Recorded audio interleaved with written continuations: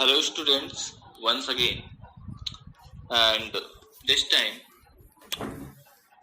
I'll teach you English.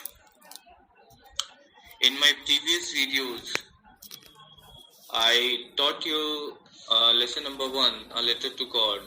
Then I discussed the poem written by Robert Frost, Dust of Snow and Fire and Ice. So I think that we have dealt up with the question answers and remaining exercises of chapter 1, The Letter to God. But we have to deal with Dust of Snow, Fire and Ice and its exercises.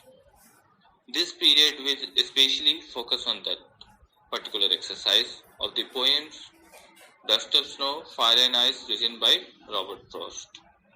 Okay, so I hope you have opened your book and let us start. Students, first question says that in the section thinking about the poem, this poem presents a moment that seems simple but has a larger significance. Compare this other quotation from Robert Frost. Always a larger significance. A little thing touches a larger thing. Yes, it is very rightfully said. It is obvious that we often run before the larger things, okay, or until some large event, some big event happens, we don't put our mind, put our attention toward it, okay, but sometime a little or a small event do have a big significance which can change our lives, which can change our day, which can change our future, our career, etc. Students, to make you more clear, I will tell you one story before we start discussing the question answer. Once a multinational company was going to have an interview. It has to hire some marketing executive and some other employees at managerial post. Several people went for the interview, and among those interviewed there was a young guy who was properly educated, means he had adequate requirements that the company needed. He had the degree, he had personality, he could speak in English and many other languages very fluently. So he was completely compatible guy for that particular post. He also went to give the interview. The interviewer discussed everything with him. He was inspired of his replies, of his activeness, okay, of his proactive answers. And he was satisfied with his degrees too, his achievements too. Even then, he denied to give him the post, give him the job. He denied to hire him. The young guy went sad, but it was the decision of HR, the interviewer, that he is not suitable for the post. He simply stood up to go away, making mind and preparation for the next interview in next company. As he wanted to leave out of that cabin, he saw a pin lying over the floor. He at once kneeled down, picked up the pen, and informed the interviewer that, "Sir, here is a pin lying on the ground, and it is dangerous for this pin to lie here because it could hurt anyone." And he kept it in a box. For his little observation, or we can say for his close observation, the interviewer was very much impressed. And this was the point, this was the little incident that happened in that interview room of that MNC company, which changed the future career of that company as well as that individual person who had come to, that young guy who had come for the interview. The HR was very much pleased to see his activeness, that he offered him the job and he was placed there. The same thing Robert Frost is teaching in his poem Dust of Snow. How simple is the falling of dust, falling of dust of snow from the tree on him. It is very simple if we think. But it is the poet Robert Frost, or very few people like him, who can find anything special, the benevolence of nature, the bliss of nature in it. And they can feel happy, they can make merry, they can enjoy it as a gift of nature. Very few people. Because this is a negligible thing, as human beings always run before the larger thing, larger events, publicity, materialistic world, materialism, etc. So students, now let us move to the question answer session. What is the dust of snow? What does the poet say has changed his mood? How has the poet's mood changed?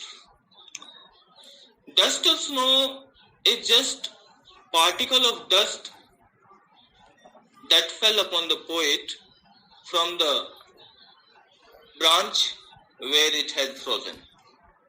I repeat, dust of snow is just particles of snow that fell upon the poet from the branch of hemlock tree where it has frozen in the winter season. Answer to the next question of this same question. Poet says that falling of dust of snow on his head, on him, has actually changed his mood. And answer to the third part of this question. Before the falling of dust of snow on poet, he was wandering into the woods in sad,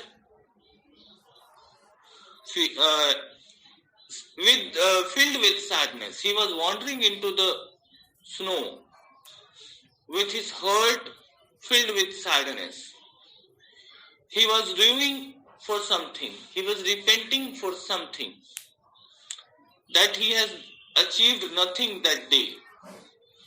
But as soon as the dust of snow fell upon him, he severed with the bliss of nature. And he found some happiness. and thought that yes, he has lived that day because he had been happy for a while. Okay? Once again, I'll repeat this. The falling of snow of dust on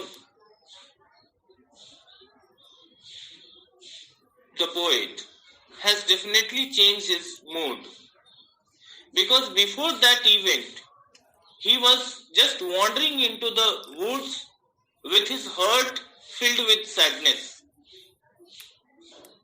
But as soon as the dust of snow fell upon him, he felt the bliss of nature. He felt some merriment. He must have savored by the benevolence of nature, and he thought that his day was not wasted completely. He had lived some part of it with happiness. Okay? Number 2. How does Frost present nature in this poem? The following question may help you to think of an answer. Robert Frost presents nature in very unique way. As I have already told you while I was discussing the poem, that everybody sings and prays for the good thing. But Robert Frost here in his poem Dust of Snow has find some praise for negative things, for those things which are often considered negative. Move on to the question number 1 of 2. What are the birds that are usually named in poems? Okay? What are the birds that are usually named in poems? Generally, we have seen that bird like cuckoo, bird like nightingale, bird like peacock are the protagonist of poem, of nature poem. Poet often prefer these type of beautiful looking, having good sound, sweet sound birds for their poem to express their feeling. But here in this poem, we have seen that Robert Frost has used crow, which is black in color, which is considered to be ugly, which is considered to be a negative, or which is considered to be omen sometimes. But Robert Frost has made it a cause of good. Okay? थोड़ा सा explain कर दूं आपको इसको कि generally क्या है कि लगभग लेखक जो हैं वो अपने पोएम में कुकू, नाइटिंगेल, पिकॉक इन जैसे सुंदर पक्षियों जिनकी आवाज में सुंदरता है, मधुरता है, जिसको देखकर मन मोहित होता है, उसका प्रयोग करते हैं अपनी भावनाओं को एक्सप्रेस करने के लिए। लेकिन उसके विपरीत यहाँ रॉबर्ट फ्रॉस्ट को देखिए, उन्होंने कौवे को, जिसे हम काला कहते हैं, कुरूप कहते हैं, जिसे हम अपशगुन का वाहक मानते हैं, उसका प्रयोग किया है और उसको कारण बनाया है एक अच्छा हो जाने का, एक अच्छाई होने का, अच्छा काम होने का। That is so beautiful and unique creativeness of the poem and poet. इसी का नेक्स्ट पार्ट देखिए, do you think a crow is often mentioned in poem? No, never. What images come to your mind when you think of a crow? तीनों का answer मैंने आपको actually बता दिया है कि जब भी हम कभी क्रो को देखते हैं, we consider it to be black, ugly and a carrier of omen. Second question. Again, what is a hemlock tree? Why does not the poet write about more beautiful trees such as maple or an oak or a pine? Yes, maple, oak, pine are the trees that are oftenly preferred to include into the poem, because first of all, let me answer for the first part. What is a hemlock tree? Hemlock tree is a tree that is found in northwest region okay, in highlands, and that is a poisonous tree. Hemlock tree is a poisonous tree, okay, and if it is a poisonous tree, it cannot be considered good. But poet has used this tree in his poem, unlike maple tree, oak tree, pine tree, because he wanted to emphasize that if we will change our perspective, we will change our ideology, viewing ideology. यदि हम देखने का नजरिया बदले, then we can find some best part or some good part in each and every thing present on this universe. हर एक वस्तु में हम कुछ ना कुछ अच्छा चीज ढूंढ निकालेंगे यदि हम देखने का नजरिया बदलें. ओके, अगेन इसमें थर्ड पार्ट देखिए. What do the crow and hemlock represent? Joy or sorrow? Definitely they represent sorrow. उदासीनता के सिंबल हैं. क्रो सैड एंड अगली माना जाता है. हेमलेक ट्री जहरीला पेड़ है, तो डेफिनेटली उदासीनता का होगा. Okay, what does the dust of snow that the crow shakes off hemlock tree stand for? The dust of snow that the crow shakes off hemlock tree stands for joy, because it has brought joy, some happiness into the poet's life that day. It stands for the little significant event that we often ignore in our daily life. Okay. Next है, have there been times when you felt depressed or hopeless? Have you experienced a similar moment that changed your mood that day? Students, this question is to be answered by you. I think you shall write this answer by yourself, because it is a value-based question and creative question on which you can express your own ideas, own thoughts. Okay?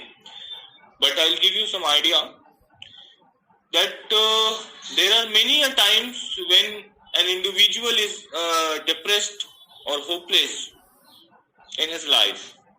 जीवन में ऐसा कई बार होता है जब हम असहाय महसूस करते हैं या निराश महसूस करते हैं, हताश हो जाते हैं. जैसा कि पोएट उस दिन जंगल में घूमते हुए था, हमारे जीवन में भी ऐसी बहुत सी बातें आती हैं. बट कुछ लोग होते हैं कि अगले ही पल संभल जाते हैं. Some people are strong enough to get rid of that depressed situation or that sadness, and then they move on in their life to catch the next happiness. अगले खुशी को या अगले पल को खुशनुमा बनाने के लिए कुछ लोग होते हैं कि तुरंत आगे बढ़ जाते हैं, उस सैडनेस से बाहर निकल जाते हैं. But there are some people who just keep wailing for their fate, for the incident that happened with them, for their sadness, and they submerge themselves more deeper into that sadness that they can never come out of it. इतना अपने आप को उसमें डुबा लेते हैं उस दुख में कि वो कभी उससे बाहर नहीं आ पाते. We shall not do like this. Definitely, I hope कि आप